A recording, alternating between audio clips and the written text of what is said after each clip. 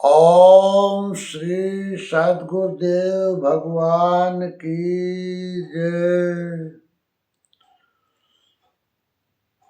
योग दर्शन उपशम।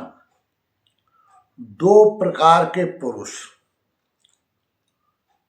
गीता के अनुसार द्वाविमौ पुरुषौ लोके क्षरश्चाक्षर एव च क्षरः सर्वाणि भूतानि कुटस्थोऽक्षर उच्यते।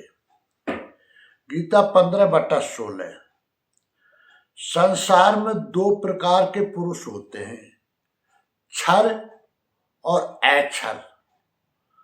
तीसरा उत्तम पुरुष है, वह अनिर्वचनीय है, परमात्मा और पुरुषोत्तम कहा जाता है, किंतु है अनिर्वचनीय।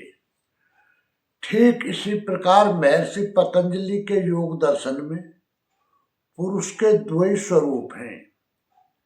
एक तो दृष्टा की काल से अतीत आत्म स्वरूप में स्थिति, और दूसरा जैसा वृत्तियों का प्रवाह है वैसा ही आपके लिए पुरुष है। यही आपका रूप है, वही दृष्टा का रूप है। महर्षि ने आरंभ में ही वृत्तियों का स्वरूप बताया। वे दो प्रकार की होती हैं, क्लिष्ट और अक्लिष्ट। इन वृत्तियों का निरोध योग का लक्षण है। योग शास्त्र का उपक्रम करते हुए महर्षि कहते हैं, अथ योगानुशासनम। अब ध्यान दें कि योग क्या है।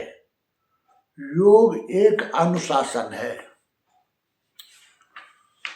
अनुशासित किससे करें? योगश्चित्त वृत्ति निरोध है। योग दर्शन 1/2। चित्त वृत्तियों का निरोध योग है। किसी ने श्रम किया, अभ्यास और वैराग्य को साधा, वृत्तियों का निरोध हो ही गया, तो उससे लाभ क्या? तदा दृष्टु स्वरूपावस्थानम। योग दर्शन 1/3। निरोध के साथ ही दृष्टा स्वरूप में स्थित हो जाता है। जो चैतन्य है, अविनाशी है, निर्लेप है, उस स्वरूप की स्थिति प्राप्त हो जाती है। इस निरोध के पूर्व दृष्टा का स्वरूप क्या होता है? वृत्ति सारूप्य मित्रत्र। योग दर्शन 1/4। दूसरे समय में जैसा वृत्तियों का स्वरूप है वैसा ही आपके लिए दृष्टा है। जब तक वृत्तियां हैं, शरीरों का परिवर्तन होता रहता है।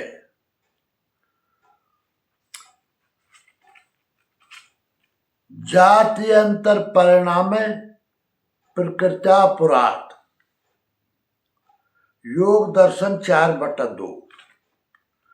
जाति अर्थात जन्म, इस जन्म का उस जन्म में बदल जाना जात्यंतर परिणाम है। यह प्रकृत्या पुरात, प्रकृति के पूर्ण होने से होता है। जिस प्रकृति ने चित्त को जकड़ रखा है, उस प्रकृति का शांत होना और उन्नत प्रकृति का प्रादुर्भाव, यही जाति परिवर्तन अर्थात जन्म परिवर्तन है, जात्यंतर परिणाम है। क्रम से उन्नति करते हुए चित्त का एक प्रकार से दूसरे प्रकार में बदल जाना जन्म परिवर्तन है।